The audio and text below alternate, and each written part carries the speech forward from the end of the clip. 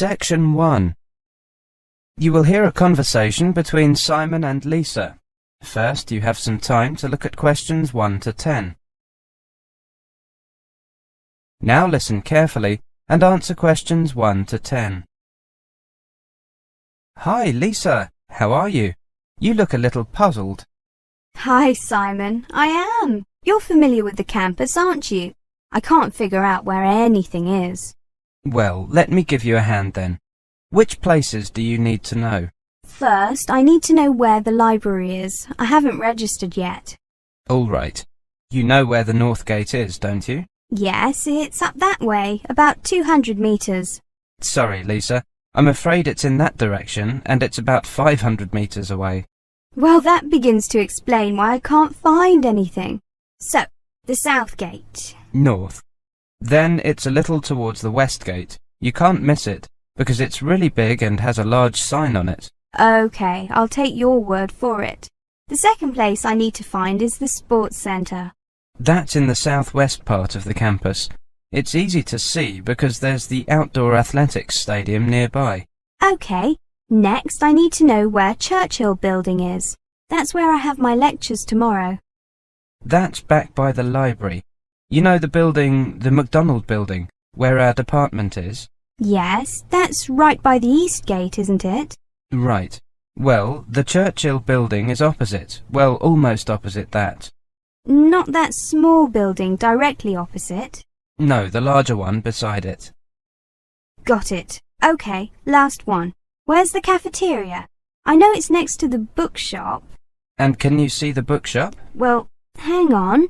It's right there, here in the centre of the campus. A great central location, if you ask me. What time is the library open? It's open from 8 a.m. until 10 p.m. And the cafeteria? 8 a.m. until 7 p.m. Is that every day? Someone said that it isn't open so long at the weekends. No, it's every day. And the sports centre? Now, if I remember rightly, that opens at 7 a.m. and closes at 9 p.m. But the outdoor athletics field can only be used during daylight hours, since there's no floodlighting. You play sports, don't you, Simon? I do. I've signed up for the football team trials this coming weekend, and I was on the athletics team at school. When are the trials? I don't play football, but I enjoy watching. They're on Saturday, starting at 10 a.m. The organisers said that we should expect to be there until mid-afternoon, probably until around 3. Well, I've got things to do in the morning, but I'll come along after lunch. I hope you survive until then. So do I. I think that in the morning they'll be aiming to sort out the people with ability from the no-hopers. Then, in the afternoon, they'll be sorting out who's the best. OK, well, good luck with that. I'll see if Leslie wants to come along. OK, see you Saturday. That is the end of Section 1. You now have half a minute to check your answers.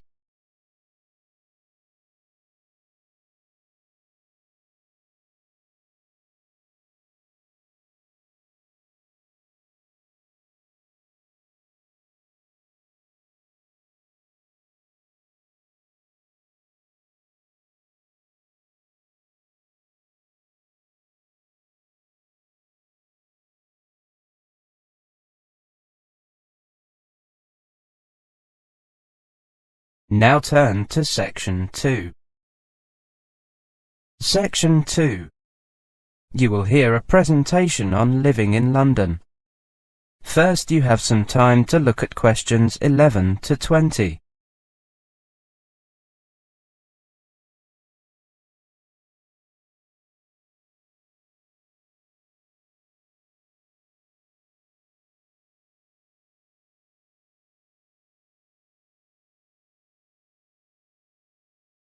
Now listen carefully and answer questions 11 to 20.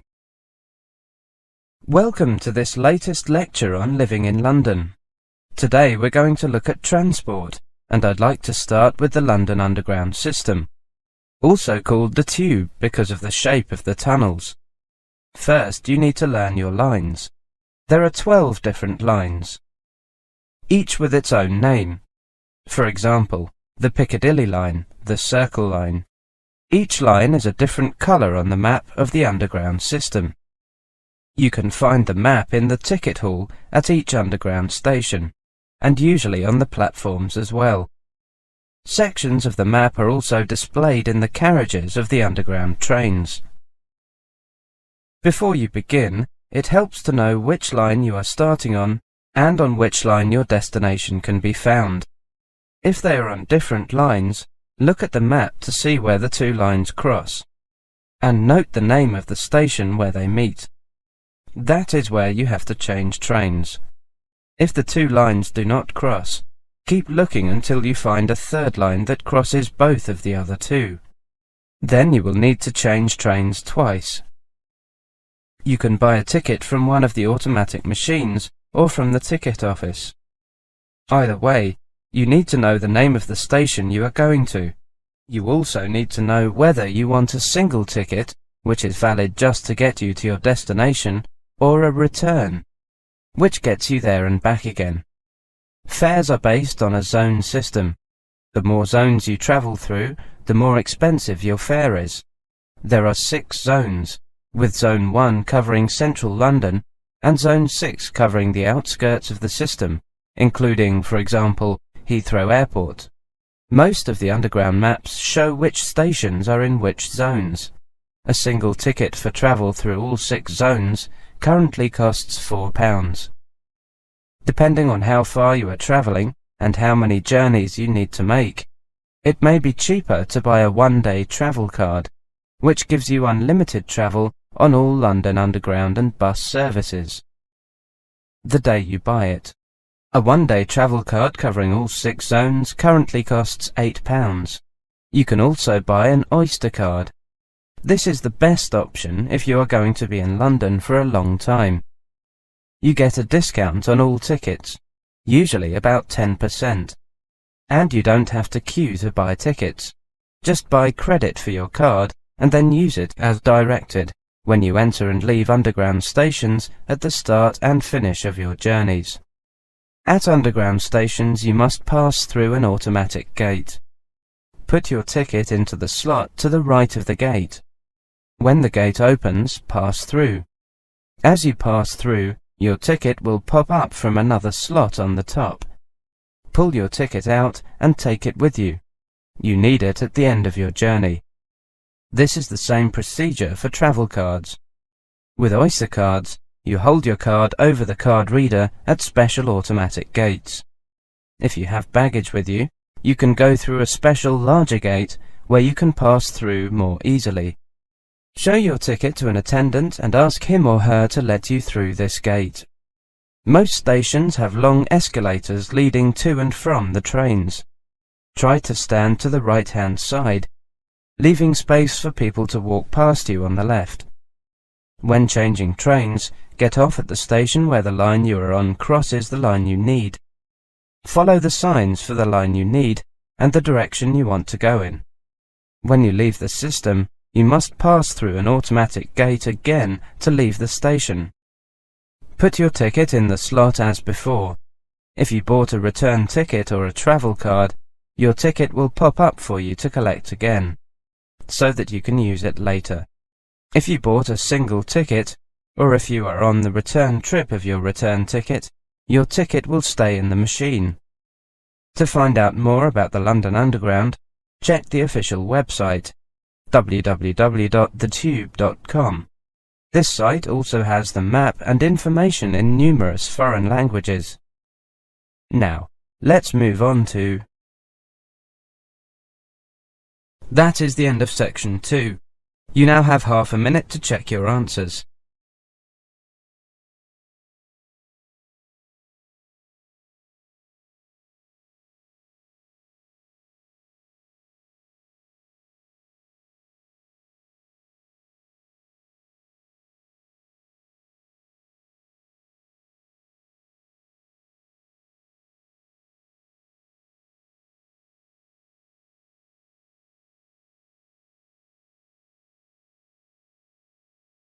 Now turn to section 3.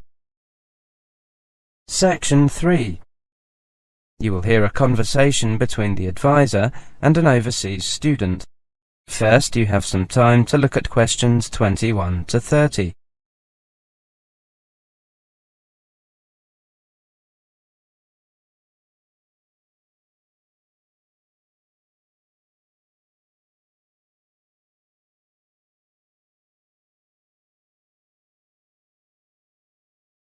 Now listen carefully and answer questions 21 to 30.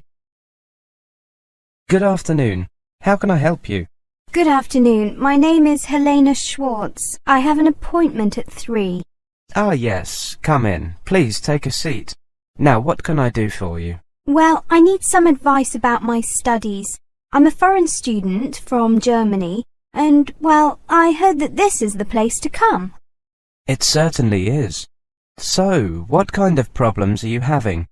It's quite normal for students to meet problems, particularly overseas students who might not be familiar with the British way of life or education system. Well, my first problem is the workload. That's a common problem, even with British students. It seems to me that the biggest difference between university and secondary school is that university students have to do a lot of work on their own, and it's sometimes useful to get advice on how to take control of your time and work effectively. You're right. The obvious thing to do is to make a schedule and stick to it. Bear in mind that there is enough time to do the work and enough time for extracurricular activities. You mean that I shouldn't overload myself? Right. But moreover, be careful to spread your work out over the weeks and months. Don't do anything for a while, then get worried because you have little time to get assignments finished. Yes, that's clear. We get a lot of students coming to us with that problem, so we've produced a leaflet about it. You should have received one during orientation, but sometimes, well, here you are. Thank you. I'll read it carefully later. Okay, and feel free to come back if you have any questions about it. Okay. My second problem is with research. Are you going to complain that the library isn't open at the weekends? How did you guess? We get so many students complaining about that. We're trying to get that changed, but, well, to be honest, the library staff already work long shifts, and unless we can get extra staff, the library has to remain closed at the weekends. I understand, but... I know. It makes organising your time even more important. Make sure that you get all the books you need from the library before the weekend. Then devote some of your weekend time to making notes from the books at the weekend. The problem is that I'm easily distracted when I'm working at home, rather than in the library. Well, an alternative strategy is to work longer hours during the week, when the library is open, and do no work at all at the weekends. Sometimes it's very useful to forget about studies for a day or two each week. Yes, that might be better for me. I can concentrate on my work in the library, and then leave the weekends free. Also, I have some problems with my essay assignments. Could you have a look at these and tell me what you think? Certainly. I see. Well, even if you plan your writing carefully, this can come to nothing if the assignment doesn't actually answer the question. That really is the most important thing to remember. You must read the question extremely carefully and give it a great deal of thought before you even start planning or writing your first draft. It's also essential to check your work for errors. Everybody makes them, and they can influence the professor marking the work. So always take time at the end to check what you have written. Many overseas students ask a British student to check their work for them. I have a short list of people who will do this for a small fee if you'd like it. That's okay. I have several British friends. I'm sure I can bribe them to check my grammar and spelling. Good. Anything else? Yes, there is. I find it hard to keep up sometimes in lectures. Do you have any tips for me? I was thinking of recording them using an MP3 player. Then I can listen to it again afterwards and... Well, a lot of people find them useful, but some people point out that you might never actually have time to listen to the recording again. Something else you could try is checking your notes with a friend after the lecture. Go for a coffee or something. Yes, that's a good idea. Thanks. Thank you very much for your help. That's what I'm here for. That is the end of section 3. You now have half a minute to check your answers.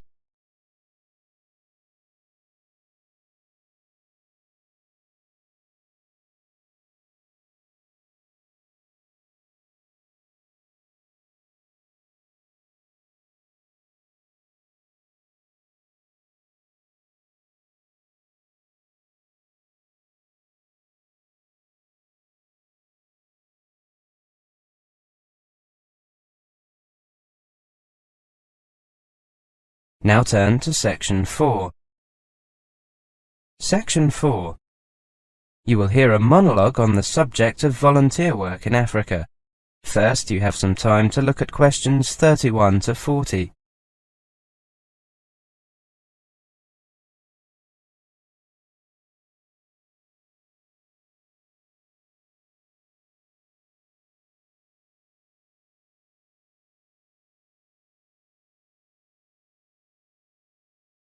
Now listen carefully and answer questions 31 to 40. Good morning, everybody. I'm Jane Winter, and I'm here to tell you a little about the possibility of volunteer work in Africa. If you're looking for volunteer work in Africa, there are plenty of opportunities available. Let's look at the different types of volunteer opportunities available in Africa, what to expect when volunteering in Africa, and stories from volunteers who have worked in Africa. Volunteering means something different to almost every organisation you come across. Some agencies will cover your flight and cost of living while you are working, and some are true volunteer projects and expect you to cover all costs for the privilege of the experience. If you're looking for a more meaningful way to spend a few months in Africa than simply travelling around, volunteering is a wonderful way to spend your time.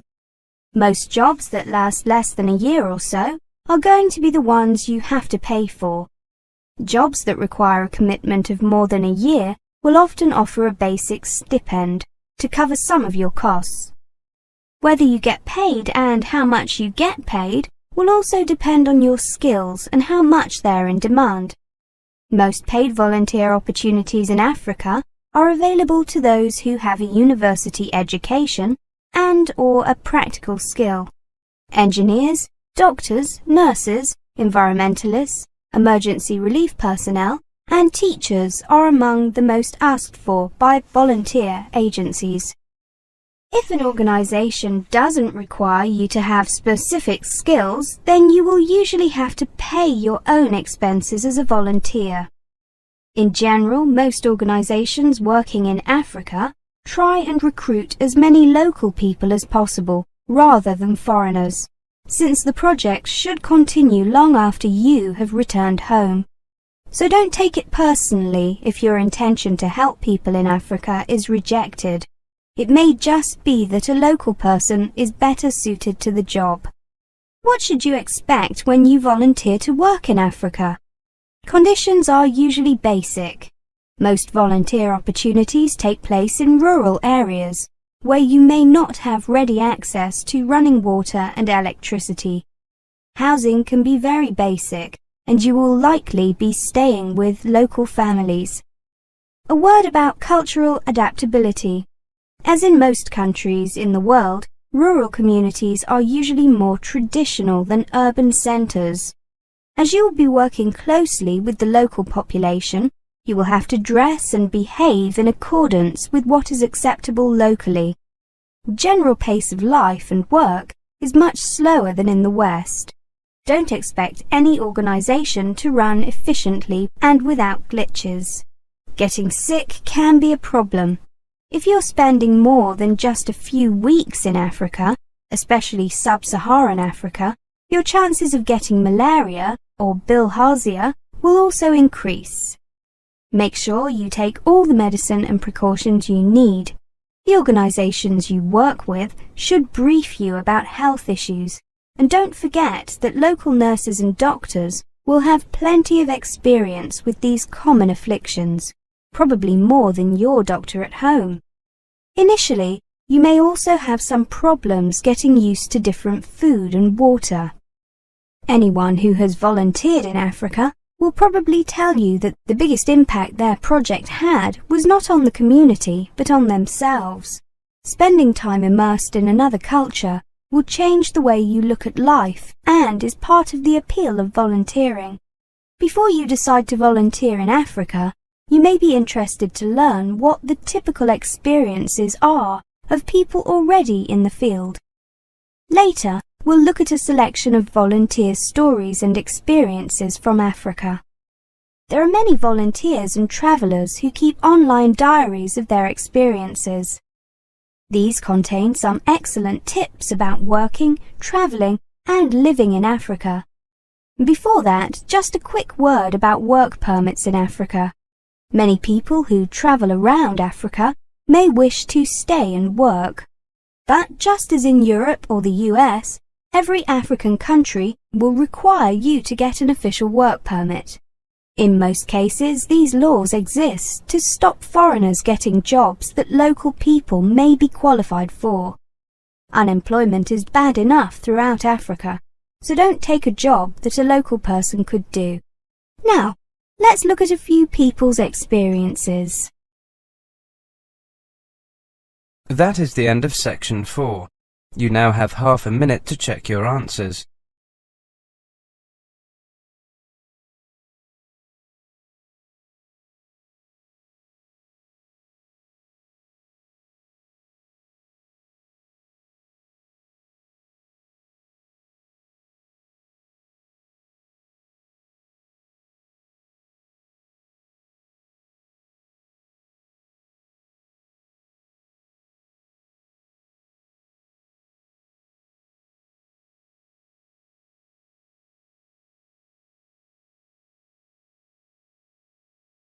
That is the end of the listening test.